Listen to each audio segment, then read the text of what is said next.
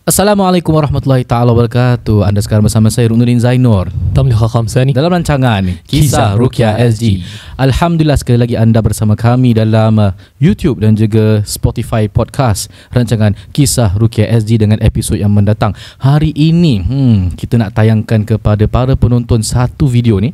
Video ni pernah di-upload melalui TikTok TikTok hantar Instagram Reels. Instagram Reels Instagram Reels di mana ianya menunjukkan sebuah keadaan di dalam rumah dan ia berlaku di Singapura, alright.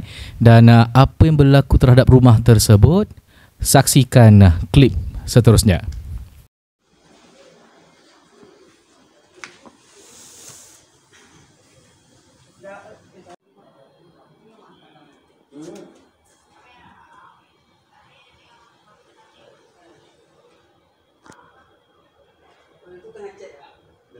Ini di sini katanya jangan jangan. Ya, itu dia. Alhamdulillah. Jadi macam mana para penonton dan para pendengar KRSG, rasa-rasa tu apa benda apa yang berlaku Darah syaitan. Tak, saya bergurau saja, insyaAllah. Jadi teruskan. Jadi kalau kita lihat orang kata excerpts of that video, kita nampak video tersebut. Saya pernah postkan di Instagram Reels lah. Post tu bukan nak menunjukkan kita confirm benda tu berlaku. Maksudnya itulah gangguan jin dalam rumah ataupun gangguan syaitan. Dia ada banyak penerangan sebenarnya. Cuma benda ni berlaku ketika dibacakan suratul Baqarah. Dia berlaku di saat itu. Itu yang kita buat video tentang tu.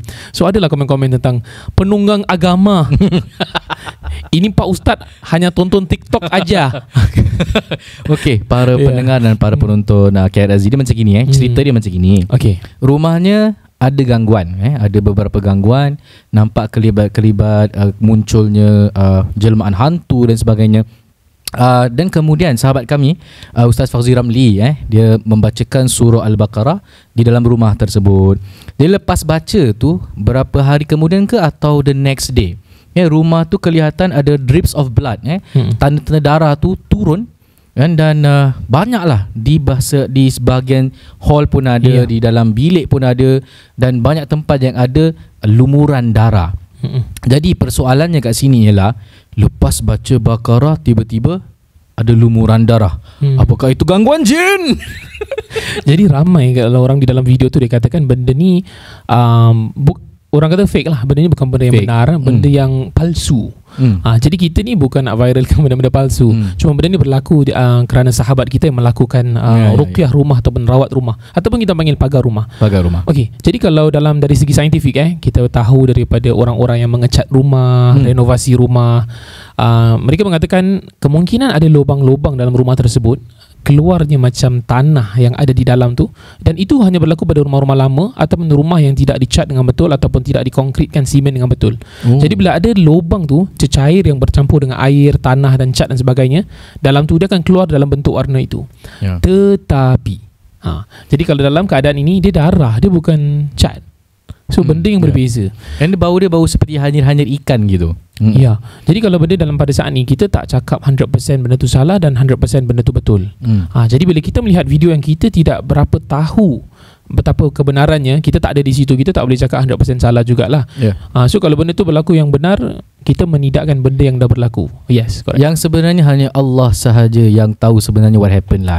Okay, so macam gini, KRSG kita punya point of view kita tak akan 100% terus terjun botol dan mengatakan ini jin mati, ini ada satu jin ni mata di depan dan matinya di dalam bilik, dan ini semua jin mati. Tidak seperti itu InsyaAllah. Again, for us, kita akan cari explanation yang logik dahululah. Okay, sekarang lepas kejadian tersebut, kemudian mereka memanggil saya untuk ruqyahkan family members. Okay.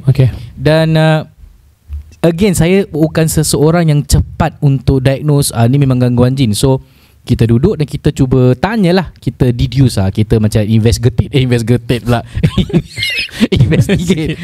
So buat some investigation So tanyalah, okay, dikala benda itu berlaku, siapa yang ada di rumah, dan actually apa yang berlaku. Katanya mereka spray rumah tu dengan air bidara. Okay, kemudian what I did was cari, okay, tunjukkan saya mana botol air bidara tu. Tengok air dia tak putih. So we experiment spray kat wall. Okay, tak ada pula bentuk darah, tapi very transparent lah, kerana air bidara tu dia punya rupa dia transparent. Okay, dan kemudian kita try main game suspect, the usual suspects lagi. Okay, siapa yang berada dalam rumah, kita tanya semua benda lah. Okay, apakah bukan nak menuduh apakah kira maid dalam rumah tersebut, apakah gitu gerak-gerubuk. Banyak benda lah kita cuba nak faham keadaannya macam mana kan.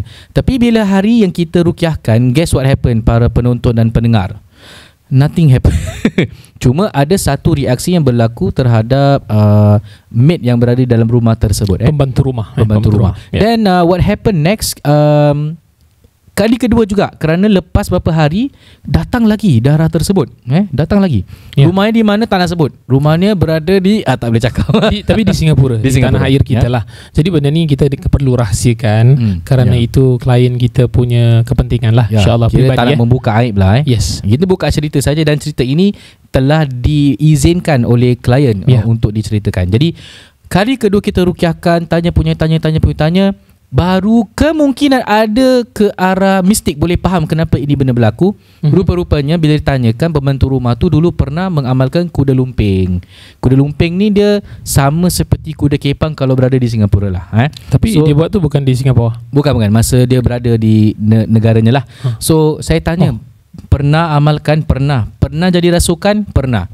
Lepas tu dah berhenti. Okay? Kemudian saya tanya, okay, kalau gitu mungkin, wallahualam, ni benda gaib, kita tak nampak, kita pun tak tahu.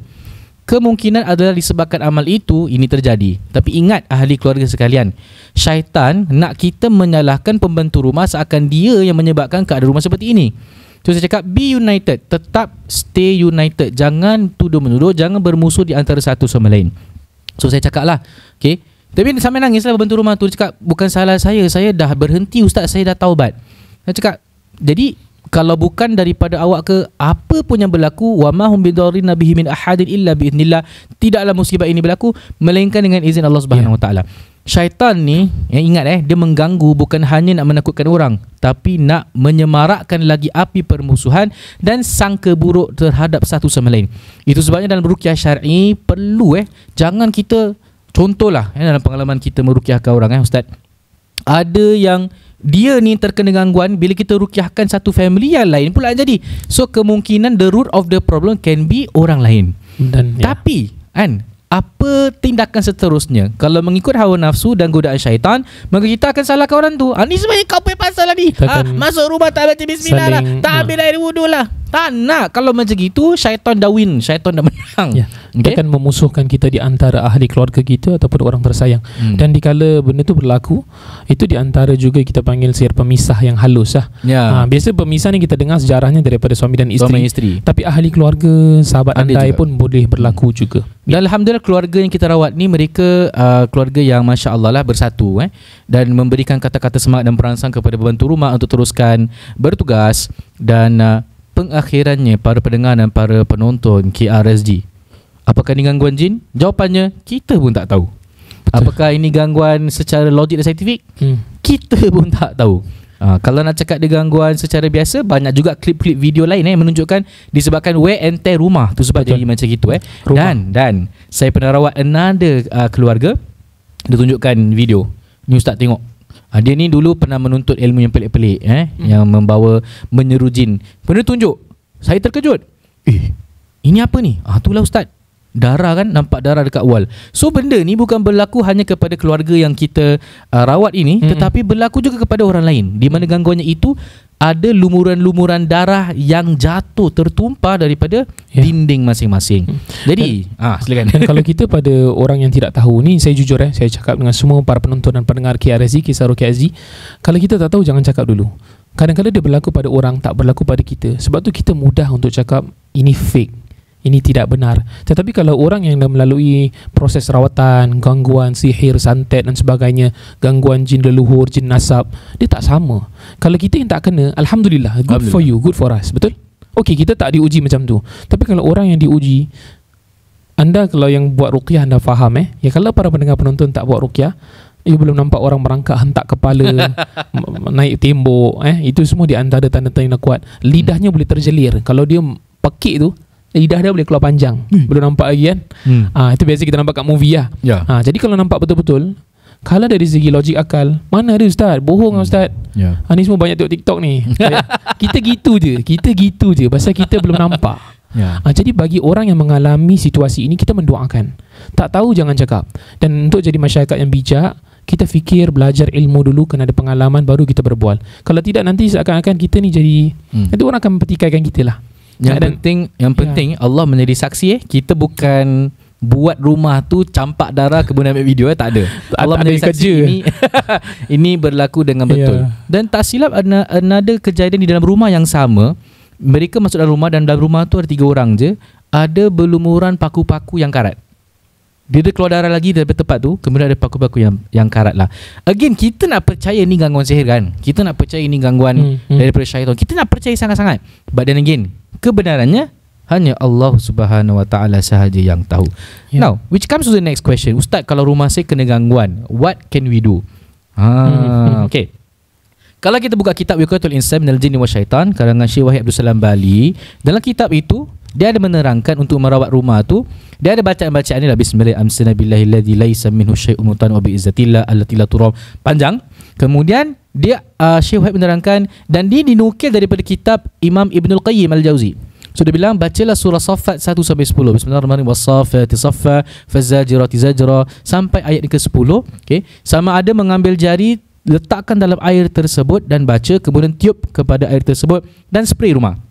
Nah, bagaimana spray rumah tu arah anti-clockwise seperti anda melakukan tawaf. Okay. Itu salah satu caranya. Dan dalam penerangan cara tu dia tak ada suruh letak ingredient yang lain, hanya air dia bacakan Al-Quran. Dan antara cara lain, silakan Ustaz. Kalau di antaranya, contoh bila tari putaran tawaf anti-clockwise, ada orang kata mesti ke Ustaz? Taklah. Cuma kalau cara yang baik, kita ambil sekali lah berkat. Pusing cara tu cara yang baik.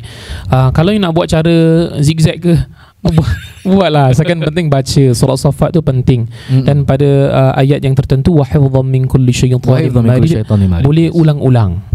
Kemudian lagi satu, kalau kita nak masuk rumah, contoh rumah baru atau rumah lama yang kita baru beli lah, nak masuk, berikan salam. Contoh, Assalamualaikum warahmatullahi wabarakatuh. Kalau ada orang, kalau tak ada orang, Assalamualaikum wa ala ibadillahis salihin.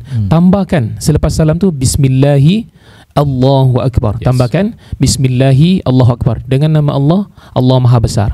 Kemudian boleh azankan rumah, dan di antaranya boleh bacakan suratul Baqarah. Ini jelas lah dalam hadis. Ini surah yang paling power. Kalau tak mampu baca, panggil orang baca. Kalau tak jumpa orang baca, bukakan pada kita punya speakers, handphones, bukakan.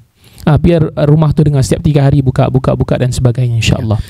Dan juga ada penerangan, kalau Baqarah tu panjang sangat, sekurang-kurangnya ialah baca surah Baqarah awal ayat pertama hingga ayat 4, kemudian ayatul kursi, kemudian akhir Baqarah tu daripada Amanah Rasul, kemudian surah Ikhlas, kemudian surah Al-Falaq dan surah An-Nas. Bacalah ulang-ulang mengikut urutan tersebut. Tiupkan pada air, kemudian spray rumah. Surah Baqarah memang diterangkan oleh hadis, Rasulullah pernah sebut hadis lah, setiap sesuatu tu ada kemuncak, dan kemuncak Al-Quran itu adalah surah Baqarah. Barang siapa yang membacakan surah Al-Baqarah dalam rumahnya itu, maka tidak akan terkena gangguan 3 hari 3 malam. Atau kamakal, daripada hadis penerangan Rasulullah SAW. Kalau rumah yang diganggu, kita azankan. Sebelum diganggu boleh azan lah, jangan tunggu diganggu. Kemudian kalau ada nampak-nampak yang jelas, dalam Adhkar Nawawi kita boleh sebutkan, Al-la'anuka bila'anatillah, aku melaknat kau dengan laknatnya Allah 3 kali dengan jelas. Al-la'anuka bila'anatillah, aku melaknat kau dengan laknatnya Allah. Dan yang antara perkara penting diterangkan Rasulullah SAW juga ialah, bila dalam rumah tersebut masuk waktu maghrib, jangan lupa tutup tingkap, tutup segala wadah, tutup lah, senang cakap, tutup tingkap, tutup pintu. Kerana apa? Dia waktu itu adalah waktunya jin bertebaran atau waktu mereka aktif. Bukan kami cakap, tapi Rasulullah SAW yang menyebutkan. So demikianlah episod pada kali ini, iaitu rumah berdarah. Jadi insyaAllah nantikan episod seterusnya. Sekian sahaja daripada saya, Nurin Zainur. Tamliha Khamsani. Wabillahi taufiq wal hidayah. Wassalamualaikum warahmatullahi wabarakatuh.